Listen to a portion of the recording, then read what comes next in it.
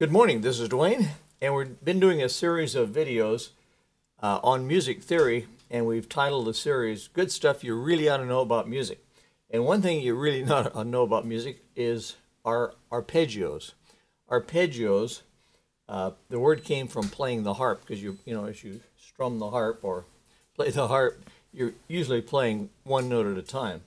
And so an arpeggio is a series of notes made out of a chord of some sort. The simplest kind of arpeggio would be to take a chord like that and break it up.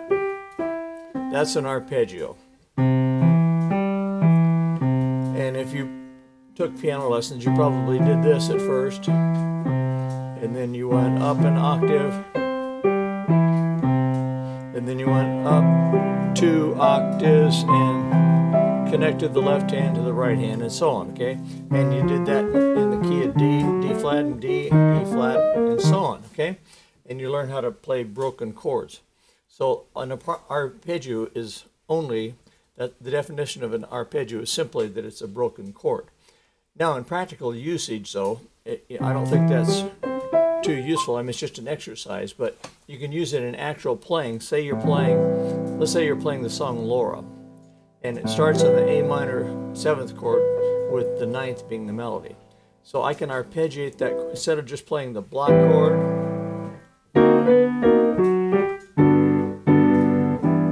Instead of doing that, I can go.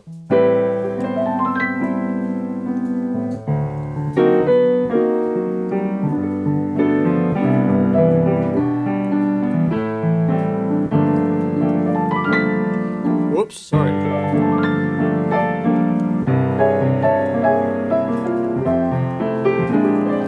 Those are all arpeggios, okay? They're broken chords. So I'm taking the A minor 7th chord with the 9th in it, and I'm just rolling it up the keyboard 2 or 3 octaves. Sometimes I'll come back down like that.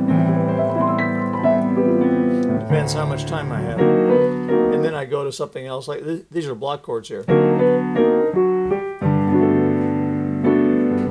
Then when the note is held for 2 or more beats, I have time to do that.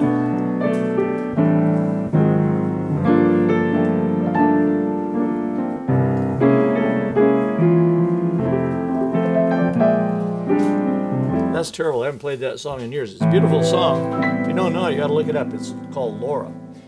Anyway, you can do it in the right hand, you can do it in the left hand. And one simple way to do it in the left hand is to take a 3-note chord like this. And instead of playing it all at once, to arpeggiate it like that. Make an arpeggio out of it and keep your damper pedal down. If you're kind of a beginner in the piano, I advocate doing that because you can use that on a lot of accompaniment.